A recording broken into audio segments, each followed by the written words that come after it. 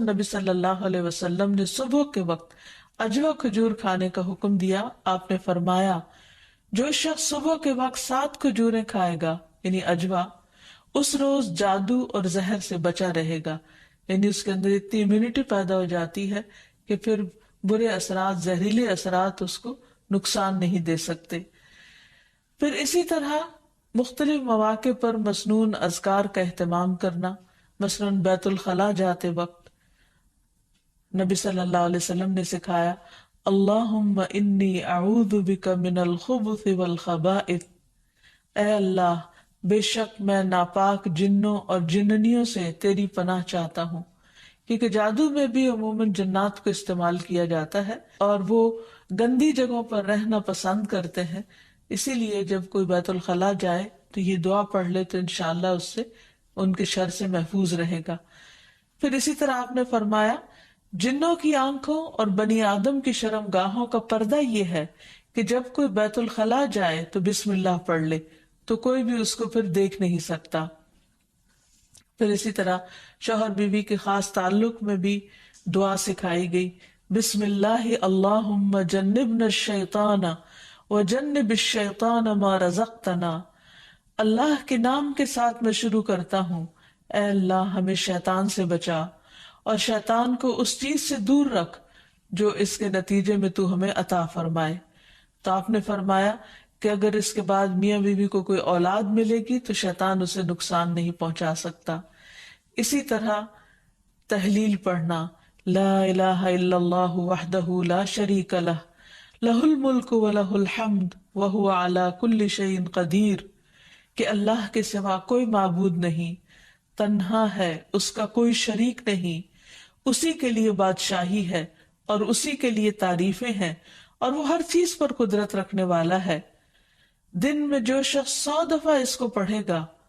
اس کے لیے 10 غلاموں کو آزاد کرنے کا ثواب ہے، 100 نیکیاں لکھی جائیں گی، 100 برائیاں مٹائی جائیں گی، اور خصوصاً اس دن وہ شام تک شیطان کے شر سے محفوظ رہے گا اور کوئی شخص اس دن اس سے بہتر عمل کرنے والا نہیں سمجھا جائے گا سوائے اس کے جو اس سے زیادہ اس کو پڑھے. پھر اسی طرح انسان ہر معاملے میں جہاں بھی انسان کو مشکل ہو اللہ تعالیٰ کی پناہ میں اپنے آپ کو دے. تو خلاصہ کلام یہ ہے کہ انسان اپنے آپ کو مختلف طرح کے توہمات سے بھی بچائے اور ہر چھوٹی بڑی بات کو جادو قرار نہ دے، یا کسی کام کو کرنے کا ارادہ نہ ہو تو یہ سوچے کہ مجھ پر جادو کر دیا گیا ہے اس لیے میں اس کام کو نہیں کر سکتا. تو یہ دراصل شیطانی وسوسے ہوتے ہیں، اس لیے ان سے بچنا بھی ضروری ہے. بہرحال اگر ایسے وسوسے ہوں یا حقیقت میں کوئی بیماری ہو تو اس کا علاج بھی بتایا گیا ہے، کیونکہ کوئی بیماری ایسی نہیں کہ جو قابل علاج نہ ہو. رسول اللہ صلی اللہ علیہ وسلم نے فرمایا ہر بیماری کے لیے دوا ہے. جب کسی مریض کو صحیح طریقے پر بیماری کی دوا پہنچتی ہے تو وہ اللہ تعالیٰ کے حکم سے درست ہو جاتا ہے. اسی طرح جادو بھی ایک بیماری ہے اور اس بیماری کا علاج بھی قرآن و سنت میں موجود ہے. اس کے لیے سب سے پہلے تو یہ پتہ لگانے کی ضرورت ہے کہ کیا واقعی جادو ہے بھی یا نہیں. اور اس میں ہم دیکھتے ہیں کہ نبی صلی اللہ علیہ وسلم کو خواب کے ذریعے دکھایا گیا تھا کہ ان پر جو جادو کیا گیا ہے وہ کہاں پر دبایا گیا ہے، تو آپ نے اس کو نکلوایا تھا. لیکن ضروری نہیں کہ ہم میں سے ہر ایک کو یہ پتہ چل سکے کہ جادو ہے کا. اول تو ہو سکتا ہو ہی نہ، صرف توہم ہی ہو، ایک خیال ہی ہو کسی کا، کیونکہ بعض چیزیں انسان جب بار بار سوچتا ہے تو وہ اس کو حقیقت معلوم ہونے لگتی ہیں. لیکن اگر انسان کو کوئی ایسا خواب آ جائے تو ٹھیک ہے، اور اگر نہیں بھی آتا تو انسان اللہ سبحانہ و تعالیٰ کا ذکر کرتا رہے اور اس کے ذریعے علاج کرے. اس میں خاص طور پر شرعی دم جسے رقیہ شرعیہ کہا جاتا ہے، آج کل مختلف قراء کی آواز میں قرآن مجید کی سلیکٹڈ آیات ریکارڈ کر دی گئی ہیں. مریض اس کو بار بار سنتا رہے تو انشاءاللہ اس کا توڑ ہو جائے گا. پھر اسی طرح اللہ تعالیٰ کی کتاب سے علاج، کیونکہ قرآن مجید میں آتا ہے وَنُنَزِّلُ مِنَ الْقُرْآنِ مَا هُوَ شِفَاءٌ وَرَحْمَةٌ لِّلْمُؤْمِنِينَ، اور ہم قرآن کے ذریعے سے وہ چیز نازل کرتے ہیں جو مومنوں کے لیے شفا اور رحمت ہے۔ تو قرآن مجید میں جیسے سب سے پہلے سورۃ الفاتحہ پڑھنا، کیونکہ اس کے اندر اللہ تعالیٰ سے مدد مانگی جاتی ہے۔ ایاک نعبد و ایاک نستعین، صرف تیری ہم عبادت کرتے ہیں اور صرف تجھی سے ہم مدد چاہتے ہیں کہ یا اللہ تو ہماری اس بیماری اور تکلیف کو دور فرما دے۔ پھر اسی طرح آیت الکرسی، کیونکہ جب انسان آیت الکرسی پڑھتا ہے تو اللہ سبحانہ وتعالیٰ کی طرف سے اس کے لیے ایک خاص محافظ مقرر کر دیا جاتا ہے، اور اگر رات کو انسان پڑھ کر سوتا ہے تو صبح تک وہ فرشتہ انسان کی حفاظت کرتا ہے۔ پھر اسی طرح سورۃ البقرہ کا پڑھنا، رسول اللہ صلی اللہ علیہ وسلم نے فرمایا سورۃ البقرہ پڑھا کرو، کیونکہ اس کا پڑھنا باعث برکت ہے، اسے چھوڑنا باعث حسرت ہے، اور اس کے پڑھنے والے پر جادوگر قدرت نہیں پا سکتے۔ یعنی جو شخص قرآن پڑھتا ہے، خصوصاً سورۃ البقرہ پڑھتا رہتا ہے، تو کسی کا جادو اس شخص پر اثر نہیں کرتا۔ پھر اسی طرح معوذات پڑھنا، رسول اللہ صلی اللہ علیہ وسلم نے فرمایا صبح اور شام 3 بار معوذات کہہ لو تو یہ تمہاری ہر چیز سے کفایت کریں گی، یعنی سورۃ الاخلاص، قل اعوذ برب الفلق اور قل اعوذ برب الناس۔ اس کے علاوہ بھی مریض قرآن مجید کی تلاوت کثرت کے ساتھ کرتا رہے، اور پھر اگر ہو سکے تو بیری کے پتوں کو پانی میں ملا کر اس پانی سے غسل کر لے، اس کو بھی ایک مؤثر علاج کے طور پر بتایا گیا ہے۔ لیکن اس کے ساتھ ساتھ انسان غیر شرعی طریقوں سے مکمل طور پر پرہیز کرے، کیونکہ اس سے انسان کے ایمان اور عقیدے میں خلل واقع ہو جاتا ہے۔ رسول اللہ صلی اللہ علیہ وسلم نے فرمایا جس نے حرام چیز کے ساتھ علاج کیا، اللہ تعالیٰ اس کے لیے اس میں شفا نہیں بنائے گا، یعنی اس کو پھر فائدہ نہیں ہوگا۔ پھر اسی طرح جادو کا علاج جادو سے نہیں کرنا چاہیے، یعنی اگر انسان کو کبھی ایسا وہم ہو تو جادوگروں کے پاس نہ جائے، یا ایسے طریقے اختیار نہ کرے جو ہمارے دین میں نہیں یا ہماری شریعت کے خلاف جاتے ہیں۔ رسول اللہ صلی اللہ علیہ وسلم نے فرمایا جو جادو کرے یا جادو کروائے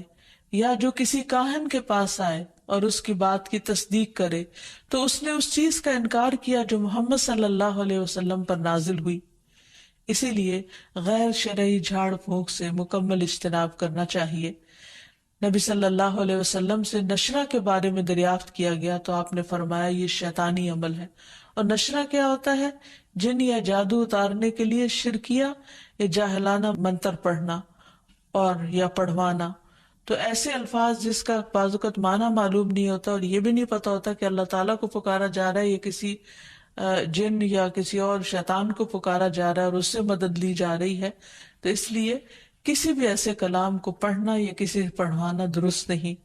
پھر اسی طرح کاہنوں اور نجومیوں کے پاس جانے سے منع کیا گیا۔ نبی صلی اللہ علیہ وسلم نے فرمایا جس نے کسی نجومی کے پاس جا کر اس سے کسی چیز کے بارے میں سوال کیا تو اس کی 40 رات کی نمازیں قبول نہیں ہوگی، یعنی اس نے اپنے دین کی بربادی کر لی۔ تو اس لیے کسی کے پاس جانے کی بجائے خود انسان زیادہ سے زیادہ قرآن مجید پڑھے، اور اگر وہ پڑھا ہوا نہیں تو آج ہر طرف بہت سی کیسٹس اور سی ڈیز اور ایسی چیزیں ملتی ہیں کہ جس سے انسان قرآن مجید کی تلاوت مسلسل سن سکتا ہے۔ ہو سکے تو مکمل قرآن مجید ایک ہفتے میں سن کر اپنے بیماری کا علاج کیا جائے۔ پھر اسی طرح یہ ہے کہ باقی دعائیں بھی جو جادو کے توڑ کی بتائی گئی ہیں ان کو پڑھتے رہنا انسان کو فائدہ دیتا ہے۔ اور آخر میں یہ 2 خاص دعائیں جو نبی صلی اللہ علیہ وسلم نے جنات اور جادو کے شر سے بچنے کے لیے سکھائی ہیں، ان کو بار بار پڑھتا رہے، صبح و شام پڑھتا رہے حتیٰ کہ افاقہ ہو جائے۔ پہلی دعا ہے اعوذ بکلمات اللہ التامات التی لا یجاوزہن بر ولا فاجر من شر ما خلق وذرأ وبرأ ومن شر ما ينزل من السماء ومن شر ما يعرج فيها ومن شر ما ذرأ في الأرض ومن شر ما يخرج منها ومن شر فتن الليل والنهار ومن شر كل طارق إلا طارقا يطرق بخير يا رحمن۔ میں اللہ کے کامل کلمات کے ساتھ پناہ چاہتا ہوں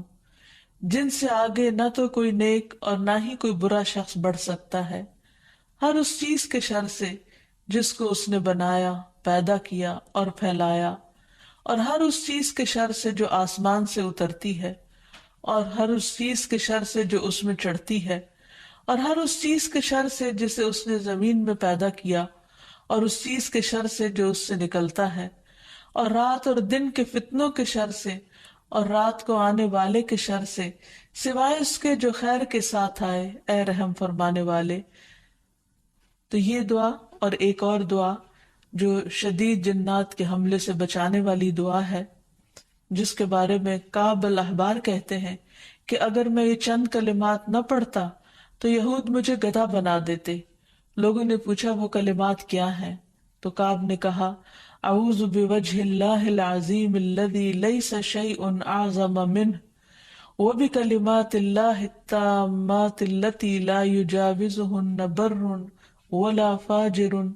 وبأسماء اللہ الحسنى كلها ما علمت منها وما لم أعلم من شر ما خلق وبرأ وذرأ۔ میں اللہ کے عظیم چہرے کی پناہ مانگتا ہوں جس سے عظیم کوئی اور چیز نہیں، اور اس کے مکمل کلمات کے ساتھ پناہ چاہتا ہوں جن سے آگے نیک یا بد نہیں بڑھ سکتا، اور اس اللہ کے تمام اسماء حسنہ کے ساتھ پناہ چاہتا ہوں جن کو میں جانتا ہوں اور جن کو میں نہیں جانتا، ہر اس چیز کے شر سے جس کو اس نے بنایا، پیدا کیا اور پھیلایا۔ تو بہرحال آخر میں یہی کہنا چاہوں گی کہ جادو کے سلسلے میں انسان ہمیشہ توہمات سے بچے، اللہ پر بھروسہ کرے، اور اگر کوئی شک اور شبہ انسان کو ہو جائے تو اللہ تعالیٰ سے دعا کرے، ذکر سے مدد لے، اور مسنون اذکار کے ذریعے اللہ تعالیٰ کی پناہ میں اپنے آپ کو دے۔ اللہ تعالیٰ ہم سب کو ہر طرح کے شر سے محفوظ رکھے۔ جادو ہو یا کسی بھی قسم کی کوئی اور تکلیف،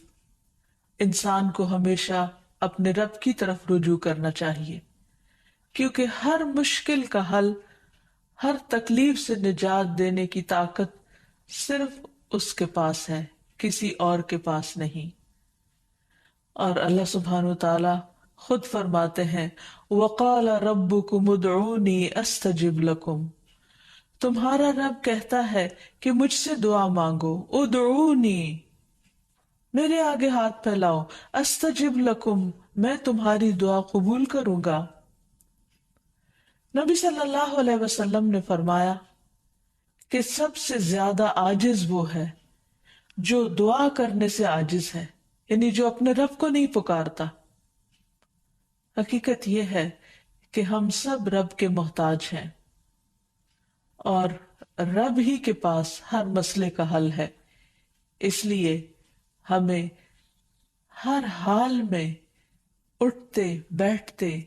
سوتے جاگتے جب بھی تکلیف کا احساس ہو، جب بھی کسی ضرورت کا احساس ہو، فوراً اپنے رب کو پکارنا چاہیے، اور پھر رب کے ساتھ ایک تعلق مضبوط رکھنا چاہیے، اور وہ رب کی یاد کا تعلق ہے۔ رب کی یاد دل سے بھی ہوتی ہے، زبان سے بھی ہوتی ہے، اور اس کے لیے کچھ اعمال ایسے ہیں جو رب کی یاد کا اظہار کرتے ہیں، جیسے نماز وغیرہ۔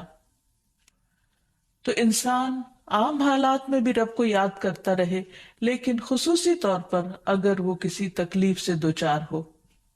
اس وقت اپنے رب کی طرف خوب خوب دل لگا کر دعائیں کرے، رجوع کرے، اور اپنے رب سے مانگے۔ اللہ سبحانہ وتعالی بندے کی دعا ہر وقت قبول کرتا ہے، لیکن اگر کوئی تکلیف یا بیماری ہو یا جادو کی شکایت ہو تو اس کے لیے باقاعدہ طریقے پر بیٹھ کر اپنے رب کو پکارنا، قبولیت کے اوقات میں رب کو پکارنا بہت ضروری ہے، کیونکہ جتنی بڑی مشکل ہوتی ہے اس سے نجات کے لیے اتنی ہی بڑی ایفرٹ بھی لگانی پڑتی ہے۔ اس لیے ضروری ہے کہ اللہ تعالیٰ سے بہت اچھی طرح دعا کی جائے، گڑ گڑا کر، اور اس سے پہلے اللہ تعالیٰ کی حمد و ثنا اور تعریف کے کلمات کہنا نہ بھولیے۔ سبحان اللہ والحمد للہ ولا الہ الا اللہ واللہ اکبر ولا حول ولا قوة الا باللہ۔ سبحان اللہ، پاک ہے اللہ، اللہ ہی کی تسبیح ہے، والحمد للہ، اب سب تعریف اللہ کے لیے ہے، ولا الہ الا اللہ، اور نہیں کوئی الہ مگر اللہ، واللہ اکبر، اور اللہ سب سے بڑا ہے، ولا حول ولا قوت الا باللہ، اور کسی قسم کی نیکی کرنے کی طاقت اور گناہ سے بچنے کی طاقت نہیں انسان کے پاس مگر اللہ ہی کی مدد سے۔ اسی طرح کسی بھی تکلیف اور کسی بھی بیماری سے نجات صرف اللہ سبحانہ و تعالیٰ کی مدد سے ہی ہو سکتی ہے۔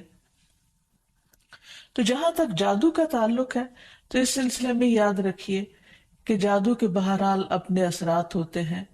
مگر بِإِذْنِ اللہ، اور اس سلسلے میں ہمیں یہ بھی یاد رہے کہ جادو کے اثرات نبی صلی اللہ علیہ وسلم پر بھی ہوئے تھے۔ حضرت عائشہ فرماتی ہے کہ نبی صلی اللہ علیہ وسلم پر جادو کیا گیا اور اس کا اثر یہ ہوا تھا کہ آپ خیال فرماتے کہ کوئی کام آپ کر چکے ہیں حالانکہ وہ کام ابھی آپ نے نہ کیا ہوتا، لیکن اس جادو کا کوئی تعلق نبی صلی اللہ علیہ وسلم کے فرائض منصبی سے نہیں تھا، یعنی آپ کے اوپر باقاعدہ وحی آتی تھی، آپ لوگوں کو تعلیم دیتے تھے، آپ کی جتنی بھی ذمہ داریاں ہیں ان کو بہت آسان طریقے سے پورا کر رہے تھے۔ ہاں، بعض اوقات عام روزمرہ کے کاموں میں کچھ خلل واقع ہو جاتا۔ اسی طرح حضرت عائشہ رضی اللہ تعالی عنہا پر بھی جادو کیا گیا۔ اس سلسلے میں عمرہ جو ان کی شاگرد ہے وہ کہتی ہے کہ ایک مرتبہ حضرت عائشہ بیمار ہو گئی اور ان کی بیماری کا دورانیہ بہت لمبا ہو گیا، یعنی وہ ٹھیک نہیں ہو رہی تھی۔ اسی دوران مدینہ منورہ میں ایک طبیب آیا، یعنی علاج معالجہ کرنے والا، تو حضرت عائشہ کے بھتیجے ان کے پاس گئے اور انہوں نے حضرت عائشہ کا نام لیے بغیر ان کی ساری علامات بتائیں کہ وہ کس قسم کی تکلیف میں مبتلا ہیں، اور ان سے پوچھا کہ یہ کس قسم کی بیماری ہے۔ تو اس طبیب نے کہا کہ جس عورت کے بارے میں یہ علامات بتائی جا رہی ہیں ان پر کسی نے جادو کیا ہے۔ بہرحال تحقیق کرنے پر پتہ چلا کہ حضرت عائشہ کی ایک باندی تھی جس کے ساتھ انہوں نے یہ وعدہ کیا تھا کہ وہ ان کی وفات کے بعد آزاد ہوں گی، تو اس باندی نے آپ پر جادو کر دیا تاکہ حضرت عائشہ کی وفات جلد ہو جائے اور وہ آزاد ہو سکے۔ بہرحال اس کے بعد حضرت عائشہ نے اس کو عربوں کے ایک مضبوط قبیلے کے ہاتھوں بیچ دیا اور اس کی قیمت کے بدلے ایک اور غلام کو آزاد کر دیا۔ تو اس واقعے سے بھی پتہ چلتا ہے کہ بہرحال جادو برحق ہے، یعنی جادو ایک اثر رکھتا ہے۔ برحق ہونے کا مطلب یہ نہیں کہ اس کا کرنا درست ہے، ہرگز نہیں، بلکہ جادو تو کفر ہے، جادو تو کبیرہ گناہوں میں سے ایک گناہ ہے، لیکن لوگ بہت سے اور کبیرہ گناہوں کی طرح اس گناہ کا بھی ارتکاب کرتے چلے جاتے ہیں۔ تو اس لیے اس بارے میں معلوم ہونا چاہیے انسان کو کہ یہ کس قسم کی بیماری ہے، کس قسم کی تکلیف ہے اور اس کے مقاصد کیا ہیں اور اس کا علاج کیا ہے۔ سب سے پہلی بات تو یہ ہے کہ جادو عموماً دشمنی یا حسد کی وجہ سے کیا جاتا ہے، یا کسی سے کوئی انتقام لینے کے لیے، کوئی بدلہ لینے کے لیے، اور اس کا مقصد یہ ہوتا ہے کہ دوسرے کو تکلیف میں مبتلا کر دیا جائے۔ یہ بالکل ایسے ہی ہے جیسے لوگوں کو جسمانی طور پر تکلیف میں مبتلا کیا جاتا ہے کہ کسی کو کچھ مارا جائے ہاتھ سے یا کسی ڈنڈے سے تو جسم کو تکلیف ہوتی ہے، اسی طرح روح کو بھی تکلیف پہنچتی ہے، اور روح کی تکلیف کچھ الفاظ کے ذریعے ہوتی ہے۔ جیسے عام روزمرہ زندگی میں بھی جب کوئی ہماری تعریف کرتا ہے تو ہمیں اچھا لگتا ہے، اور جب کوئی ہمیں گالی گلوچ کرتا ہے تو ہمیں اس سے تکلیف پہنچتی ہے، اذیت پہنچتی ہے۔ چونکہ روح اور جسم آپس میں گندے ہوئے ہیں، اس لیے اگر جسم کو کوئی تکلیف پہنچتی ہے تو وہ روح، اس کا اثر روح تک جاتا ہے۔ اسی طرح اگر روح پر کوئی چیز اثر انداز ہوتی ہے، کوئی کلام یا کچھ ایسے عملیات، تو اس کا اثر جسم تک بھی جاتا ہے، اور اس طرح انسان جادو کے اثر سے نہ صرف یہ کہ روحانی طور پر بلکہ بعض اوقات جسمانی طور پر بھی بیمار ہو سکتا ہے، اور اس میں بہت سے مذموم مقاصد ہوتے ہیں۔ بعض اوقات والدین اور اولاد میں، یا شوہر بیوی میں، یا دوستوں میں لڑائی جھگڑا اور ناچاکی پیدا کی جاتی ہے، اور باہم پیار محبت کے رشتوں کے اندر نفرت کے بیج بوئے جاتے ہیں۔ پھر یہ کہ جادو کی علامات کیا ہے، کس کو کیسے پتہ چلے کہ جادو ہوا ہے یا نہیں، تو اس میں یہ ہے کہ انسان کی ان یوزول سی کنڈیشن ہو جاتی ہے، یعنی انسان اسی روٹین میں زندگی بسر کر رہا ہے، وہی صبح اٹھنا، کھانا پینا، روزمرہ کے معمولات، لیکن کسی چیز میں دل نہیں لگتا، طبیعت بیزار ہونے لگتی ہے۔ اور یہ نہیں کہ یہ ایک دن کے لیے، 2 دن کے لیے، کیونکہ ایسا تو ہر ایک کے ساتھ ہو ہی جاتا ہے، ایک لمبے عرصے کے لیے کیفیات تبدیل ہونے لگتی ہیں، سستی یا گھبراہٹ طاری ہو جاتی ہے، ذہنی انتشار یعنی کسی چیز پر کنسنٹریشن کا نہ رہنا، حد سے زیادہ چڑچڑا پن، بعض اوقات عبادات میں بالکل دل نہ لگنا، اور بغیر کسی ظاہری بیماری کے یا بغیر کسی ظاہری جسمانی بیماری کے انسان کے اندر بیماری کی کیفیت محسوس ہوتے رہنا، بعض اوقات ڈراؤنے خواب آتے ہیں، کبھی خون کے چھینٹے اور کچھ غیر معمولی قسم کی چیزیں گھروں میں دیکھی جاتی ہیں، بعض اوقات خاوند بیوی ایک دوسرے سے نفرت کرنے لگتے ہیں، ان میں جدائی تک ہو جاتی ہے۔ لیکن اس کا یہ مطلب نہیں کہ ان علامات میں سے کوئی ایک علامت کسی وقت انسان کے اندر پائی جائے تو انسان فوراً شک کرے کہ مجھ پر جادو کر دیا گیا، کیونکہ آج کل یہ وبا بھی بہت عام ہو چکی ہے کہ ہر دوسرا شخص اس وہم میں گرفتار ہے کہ اس پر کسی نے کچھ کر دیا ہے۔ یہ ضروری نہیں ہوتا کہ ہر وقت ایسی علامات کسی کے کچھ کیے سے ہی ہو، یہ ویسے بھی انسان ہے، کبھی تھک جاتا ہے، کبھی غذا میں کوئی تبدیلی ہو جاتی ہے، کبھی ویسے بھی انسان کا دل اللہ کے ہاتھ میں ہے، جس طرف چاہے اس کو پھیر دے، تو انسان کی طبیعت میں ایک ملال سا اور ایک سستی، ایک بے چینی سی پائی جاتی ہے۔ تو ان سب چیزوں کا تعلق ضروری نہیں کہ جادو سے ہی ہو، لیکن اگر جادو ہو تو یہ علامات انسان میں دکھائی دیتی ہیں۔ اب اگر کسی کے اندر ایسی چیزیں ہیں اور علاج کے باوجود، جسمانی علاج کے باوجود شفا نہیں ہو رہی، تو اس کے لیے ضروری ہے کہ انسان پھر روحانی علاج بھی کرے۔ روحانی علاج کے لیے ضروری نہیں کہ کسی بابے کے پاس یا کسی مذہبی بزرگ کے پاس ہی انسان جائے، انسان خود بھی اللہ سبحانہ تعالیٰ کا کلام پڑھ سکتا ہے اور پورے یقین اور ایمان کے ساتھ، اور اس سے انسان کو شفا ہو سکتی ہے، کیونکہ کسی انسان کے ہاتھ میں کوئی طاقت نہیں، اصل طاقت اللہ کے کلام میں ہے، جس کو پورے یقین اور ایمان کے ساتھ پڑھنا چاہیے۔ بہرحال اس سے پہلے کہ انسان کسی ایسے جادو کا شکار ہو، کچھ حفاظتی تدابیر بتائی گئی ہیں، جیسے جسمانی بیماریوں سے بچنے کے لیے حفاظتی تدابیر بتائی جاتی ہیں، ایسے ہی روحانی بیماریوں سے بچنے کے لیے بھی حفاظتی تدابیر ہیں۔ اس میں سب سے پہلے تو یہ کہ انسان پاک صاف رہے، طہارت اور وضو کا اہتمام کرے۔ اسی طرح عبادات کی پابندی بہت ضروری ہے، کیونکہ جب انسان اللہ تعالیٰ کے آگے جھکتا ہے، اللہ تعالیٰ کے ساتھ اس کا تعلق مضبوط ہوتا ہے، تو نہ تو وہ توہمات کا شکار ہوتا ہے اور نہ ہی وہ